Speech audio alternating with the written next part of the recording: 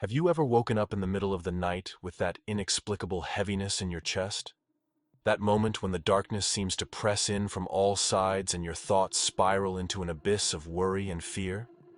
You reach for your phone, seeking comfort in the glow of the screen, but find only more anxiety as you scroll. The digital light illuminates your face, but leaves your soul in darkness. In these moments of spiritual vulnerability, when the world sleeps and we lie awake wrestling with our deepest fears, what if I told you that Saint Ignatius of Loyola discovered a spiritual weapon so powerful that the forces of darkness tremble at its presence? What if the very thing that could transform those sleepless nights of spiritual warfare into moments of profound grace has been hiding in plain sight all along? The saints understood something that our modern world has forgotten about: the night and what we carry into our sleep.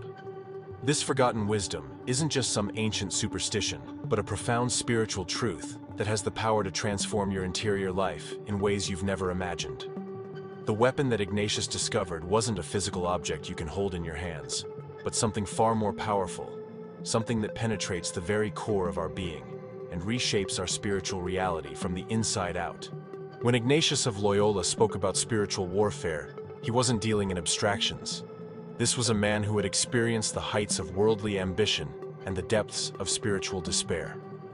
Born in 1491 into a noble Basque family in Spain, Ignatius began his adult life as a courtier and soldier, seeking the glory and honor the world had to offer. His conversion began during his convalescence after a cannonball shattered his leg at the Battle of Pamplona. Confined to bed with nothing but the lives of saints and the life of Christ to read, Ignatius experienced a profound transformation. The worldly knight became a spiritual warrior who would go on to found the Society of Jesus the Jesuits and develop spiritual practices that continue to transform lives nearly 5 centuries later. What makes Ignatian spirituality so powerful, and why does it strike such fear in the heart of darkness? Because at its very core, it turns our attention to something the enemy cannot stand to see us holding, as we sleep our full conscious awareness of God's presence. Many Christians today practice their faith as though it were a part-time occupation, something confined to Sunday mornings or brief moments of prayer scattered throughout the week. They compartmentalize their spiritual life, separating it from their work, their relationships, their everyday decisions. This fragmented approach to faith is precisely what the enemy wants to see. It creates gaps in our spiritual armor, vulnerabilities that can be exploited in those quiet moments when our guard is down. Ignatius recognized that this divided consciousness, this separation between our spiritual and everyday lives, was the battleground where souls were won and lost. The weapon that Ignatius discovered and taught others to wield was the practice of constant recollection, the habitual awareness of God's presence in every moment and every situation. This is what it means to sleep, holding the awareness that God is with you, that you rest in the palm of His hand. It sounds simple, almost too simple to be considered a spiritual weapon, but therein lies its power. The enemy works through complexity and confusion, while God often works through simplicity and clarity. Think about how you drift off to sleep each night. What occupies your mind in those final moments before consciousness slips away? For many of us, it's worry about tomorrow's problems, the residual stress from today's conflicts, or the numbing distraction of entertainment. We carry these things into our sleep, and they color our rest, making it shallow and unrefreshing. What Ignatius teaches us is that these final moments before sleep are spiritually significant, that what we carry into our sleep matters deeply. When we fall asleep holding awareness of God's presence, when our last thoughts are of divine love and protection, we carry that spiritual posture into the vulnerable landscape of sleep. This practice of falling asleep in the conscious presence of God was not unique to Ignatius. Throughout Christian history, saints and spiritual masters have recognized the spiritual significance of how we transition into sleep. The Psalms speak of remembering God upon our beds and meditating on Him in the watches of the night. The Desert Fathers practiced the Jesus prayer until they fell asleep so that their very breathing would continue the prayer, even as they slept. What Ignatius did was to systematize this ancient wisdom and integrate it into a comprehensive approach to spiritual life. The spiritual practice that forms this weapon against darkness is known in the Ignatian tradition as the examen, a prayerful review of the day that traditionally takes place at the end of the day just before sleep. It's not merely a passive reflection, but an active engagement with how God has been present throughout your day, where you have responded to divine grace and where you have turned away. The exam concludes with a loving conversation with God and a resolution to carry that awareness into the coming day, beginning with your sleep. This might seem like a simple devotional practice, but it functions as powerful spiritual warfare because it directly counters one of the enemy's primary tactics, the cultivation of spiritual amnesia. The forces of darkness want nothing more than for us to forget who we are and whose we are. They seek to make us spiritual amnesiacs, forgetting our true identity as beloved children of God. When we practice the examen before sleep, we are essentially saying to the enemy, I will not forget. I will carry the truth of who I am and whose I am even into the vulnerable state of sleep. No wonder the enemy trembles at the sight of someone falling asleep with this awareness firmly in their grasp. I'd like to pause for a moment here and ask you something important. Have you ever found yourself struggling with the feeling that your spiritual life seems compartmentalized? That moment when, despite your best intentions, faith feels disconnected from the rest of your daily experiences? I want you to know that you're not alone in this experience. Saint Ignatius himself recognized this common struggle, which is why he developed practices to integrate faith into every moment of life. If this resonates with you, I invite you to share it in the comments. You can simply write, I too seek an integrated faith, and if you feel comfortable, briefly tell us about your experience. Your comment could be exactly what someone else needs to read today to feel understood in their own faith journey. Sometimes the simple act of acknowledging our spiritual struggles begins to build the bridge between our compartmentalized religious practices and a truly integrated life of faith. The power of the exam as spiritual warfare becomes even clearer when we look more deeply at what Ignatius understood about the nature of spiritual conflict. In his spiritual exercises, Ignatius presents what he calls the two standards meditation, a powerful visualization of the contrast between the way of Christ and the way of the enemy. In this meditation, Ignatius invites us to imagine two great armies arrayed against each other under two different banners or standards.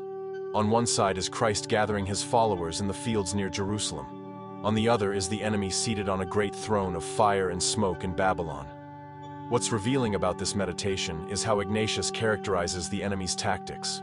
The forces of darkness don't typically attack through obvious temptations to great evil, but rather through subtle enticements to riches, honor, and pride, which then open the door to all other vices. In other words, the enemy's primary tactic is misdirection, leading us to focus on things that aren't inherently evil, but that gradually draw our attention and affection away from God. This is precisely why sleeping with the awareness of God's presence is so powerful. It directly counters this fundamental tactic of the enemy. When we fall asleep consciously resting in God's love, we are essentially declaring, I will not be misdirected. Even in sleep, the most vulnerable state of human existence, I am oriented toward divine presence. The enemy's tactics can only work when we forget, when we lose sight of who God is and who we are in relation to Him. By carrying the awareness of God's presence into our sleep, we maintain our spiritual orientation even in unconsciousness. It's like setting our internal compass to true north before navigating through the potentially treacherous waters of sleep and dreams. The weapon that strikes fear in the enemy is this unshakable orientation toward God, this refusal to forget or be misdirected even for a moment. When Ignatius teaches us to sleep, holding the awareness of God's presence, he is teaching us to maintain our spiritual orientation at all times, leaving no opening for the subtle tactics of the enemy to take hold. Ignatius also understood something profound about human psychology, that our last thoughts before sleep have a powerful influence on both the quality of our rest and our spiritual state upon waking. Modern psychology has confirmed what Ignatius intuited centuries ago, that the transition into sleep is a uniquely vulnerable and formative moment for the human psyche.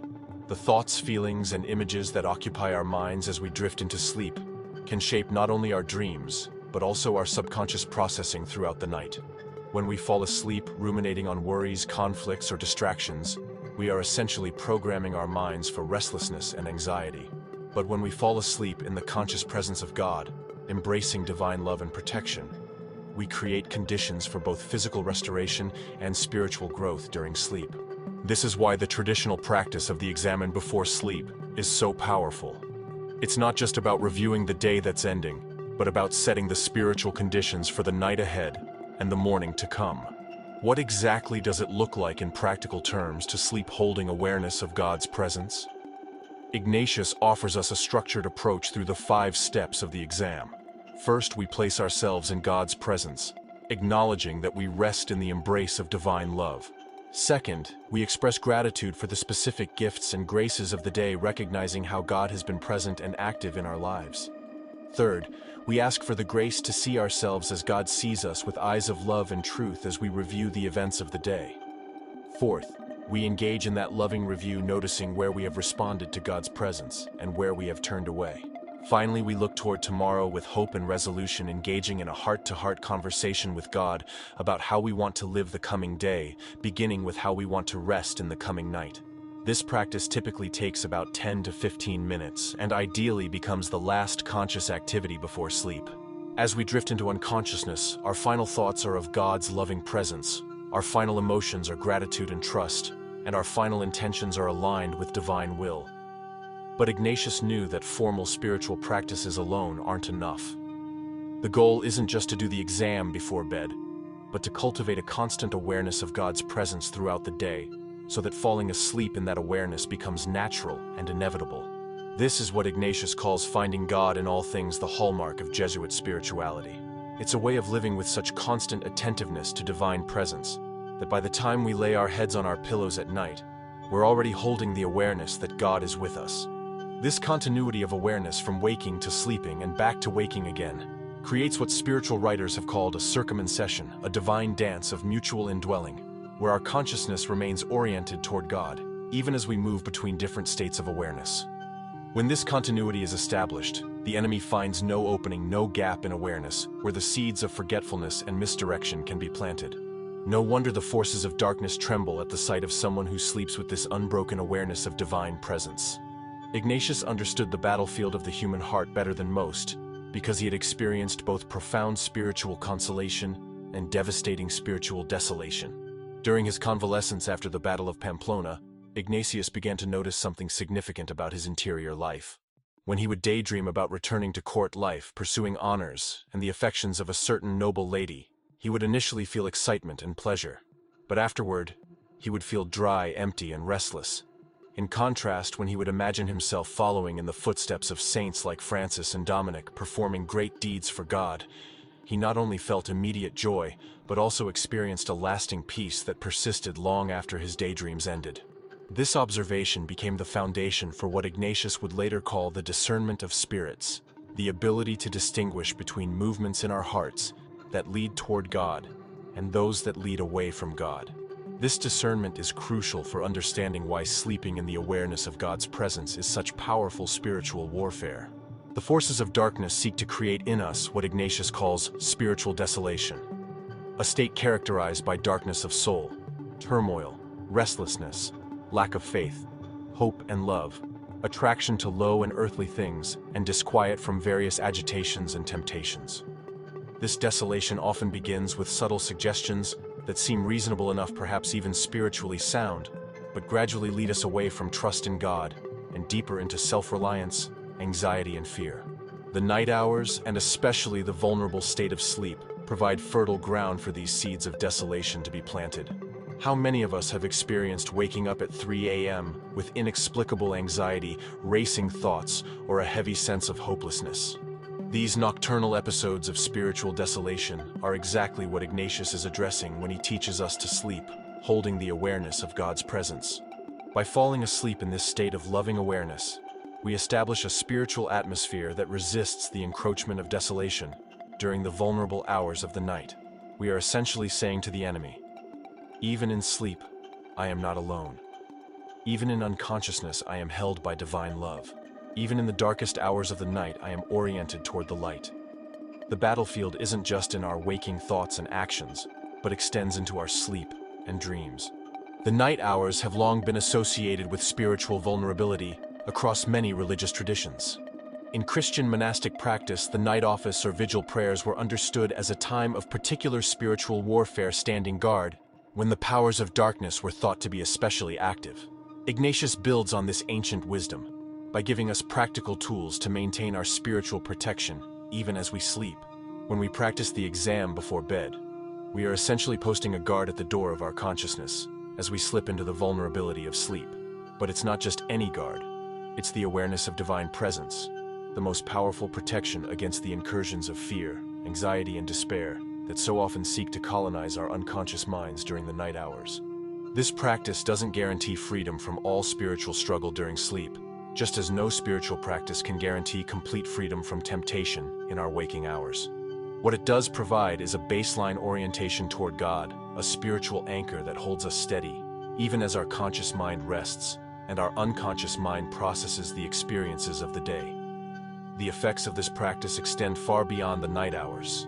When we sleep holding the awareness of God's presence, we tend to wake with that same awareness. Instead of starting each day with a sense of disconnection from our spiritual center and having to find our way back to God, we awaken already oriented toward divine presence. This continuity between our spiritual state at the end of one day and the beginning of the next creates a momentum in our spiritual life that can transform our entire experience of faith. Rather than experiencing our relationship with God as a series of disconnected moments scattered throughout our week, we begin to live in a continuous flow of divine presence that encompasses both our waking and sleeping hours. This is what it means to pray without ceasing, as St. Paul encourages us to do in his first letter to the Thessalonians.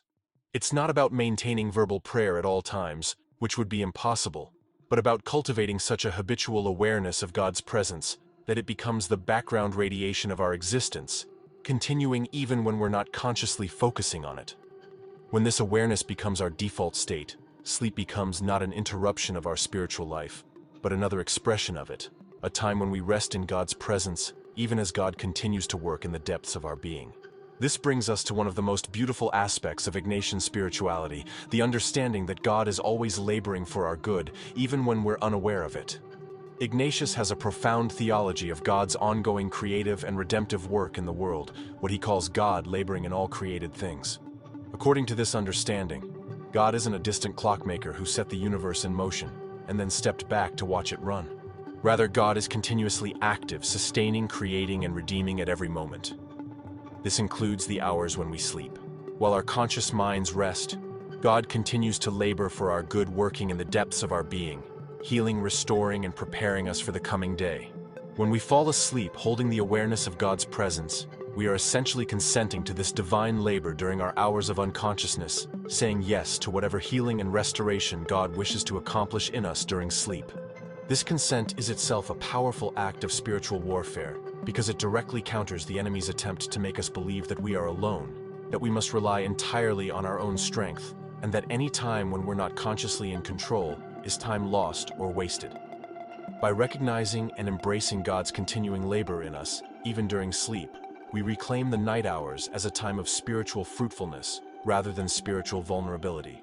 There's a reason why the Psalms frequently mention meditating on God during the night watches and remembering God upon our beds. The Hebrew poets understood what Ignatius would later systematize, that our spiritual state during the night hours has profound implications for our overall spiritual health. Psalm 63 speaks of remembering God upon our beds and meditating on Him in the watches of the night, followed by the soul being satisfied, as with fat and rich food. This poetic language suggests that there is a kind of spiritual nourishment that comes specifically from maintaining awareness of God's presence during the night hours. Similarly, Psalm 119 speaks of rising at midnight to give thanks to God for His righteous rules. These practices of nocturnal remembrance and gratitude create a spiritual environment that is inhospitable to the forces of darkness. When we fall asleep holding the awareness of God's presence, we are participating in this ancient tradition of nocturnal spirituality, claiming the night hours for divine presence rather than surrendering them to anxiety, fear, or spiritual amnesia. The implications of this practice for our daily lives are profound. When we begin to see sleep not as a spiritual neutral zone, but as a time when we can actively cooperate with God's labor in us, our entire relationship with rest is transformed.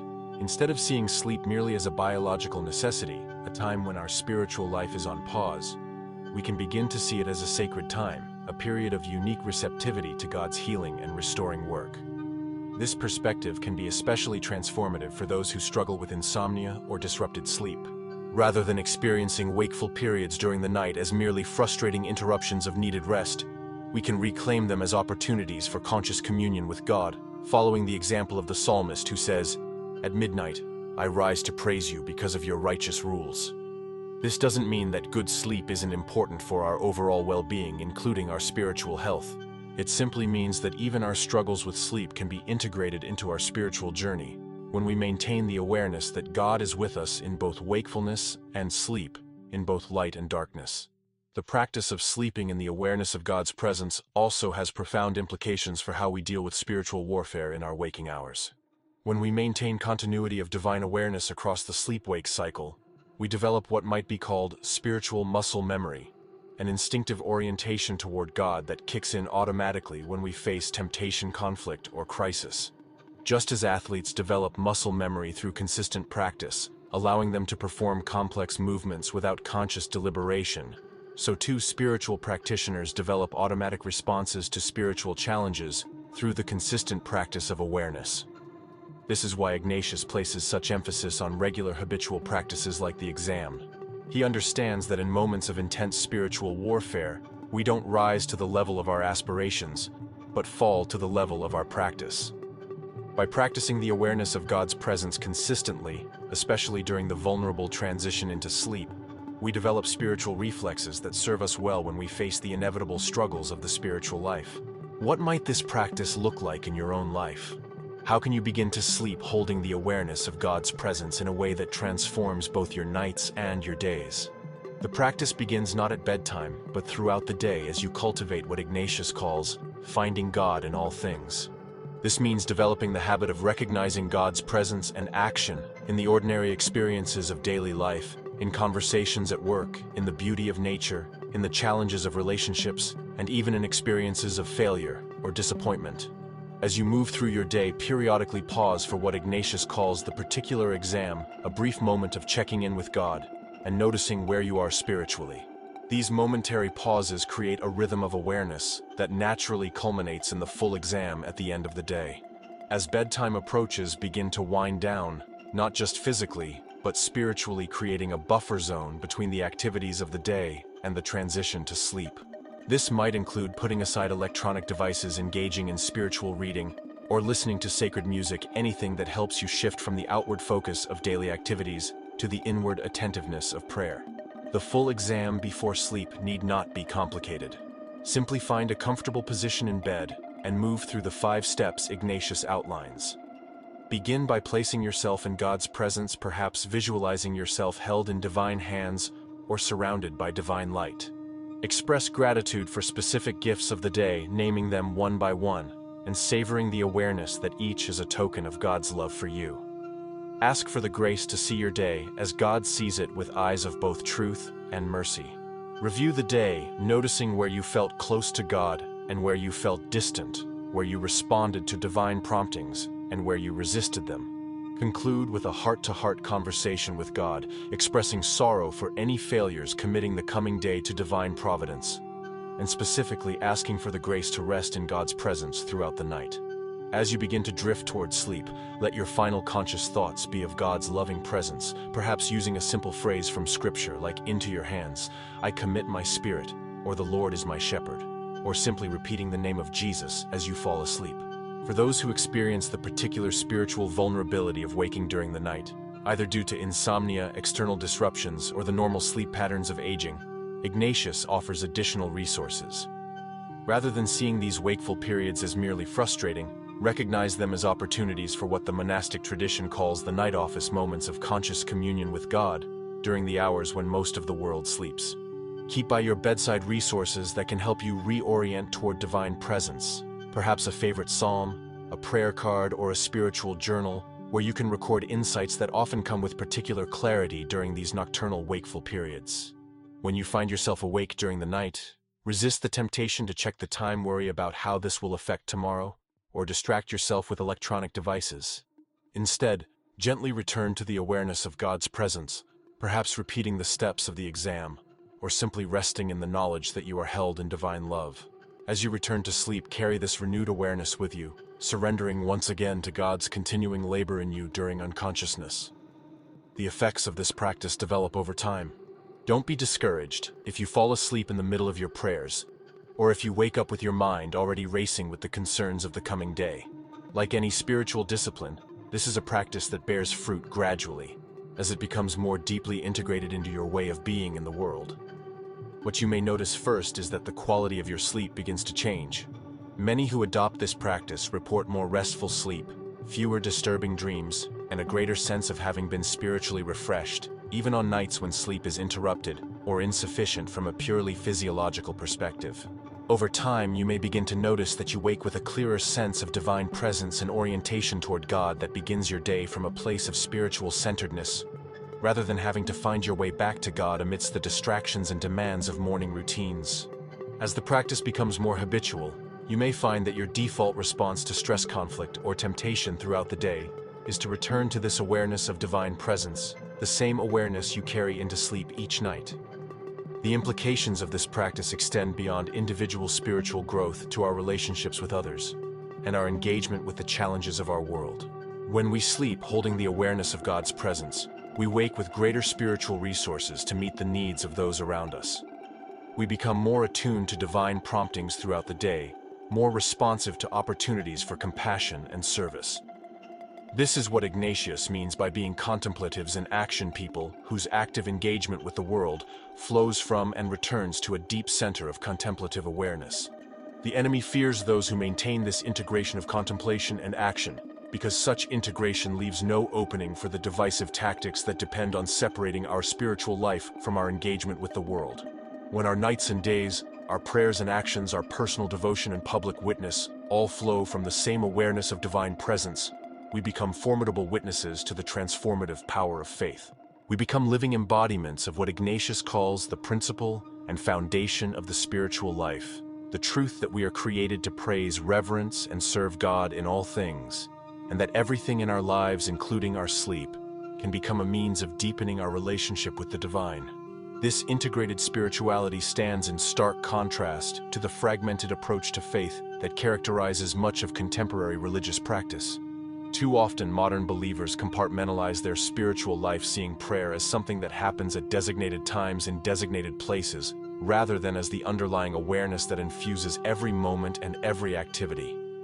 We separate Sunday from the rest of the week, sacred spaces from ordinary places, religious language from everyday conversation. This fragmentation is precisely what makes us vulnerable to the enemy's tactics of distraction and division. When we sleep holding the awareness of God's presence and wake carrying that same awareness, we begin to heal these artificial divisions. We begin to live more integrated lives where the distinction between sacred and secular meditation and action, prayer time and ordinary time becomes increasingly permeable. This doesn't mean that dedicated times of prayer and worship aren't important. It simply means that these dedicated times become wellsprings that feed the river of awareness flowing through every moment of our lives, rather than isolated pools of spirituality in an otherwise secular existence. The tradition of Christian mysticism has long recognized the profound connection between sleep and spiritual awareness. Saint John of the Cross writes of the dark night of the soul, a profound spiritual experience where one feels the absence of God's presence even while continuing to trust in divine love. This experience parallels in many ways the vulnerability of physical sleep, when we surrender conscious control and enter a state of apparent darkness.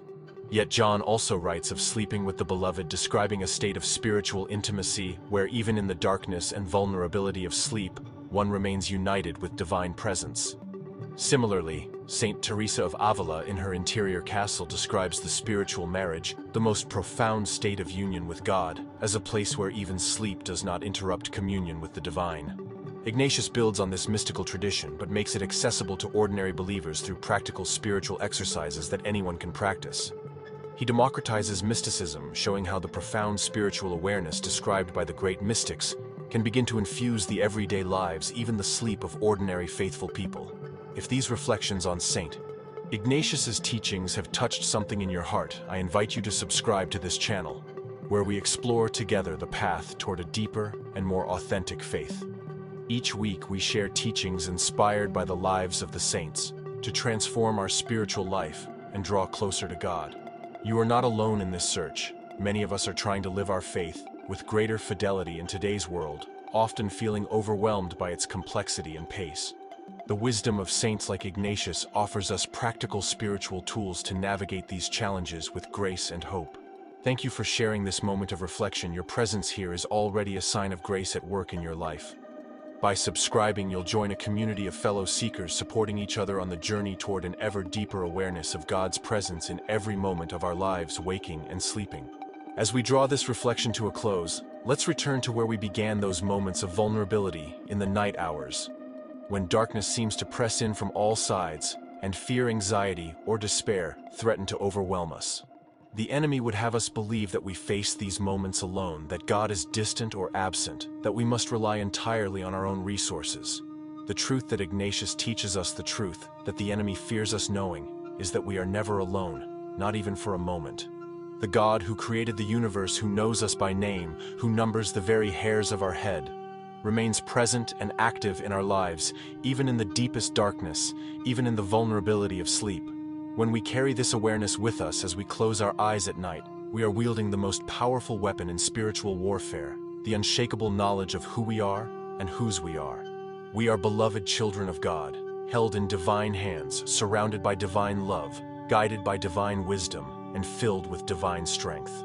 This is the awareness that the enemy cannot stand to see us holding as we sleep, because it leaves no room for the lies that form the foundation of all temptation. The lie that we are alone, the lie that we are unloved, the lie that we must save ourselves.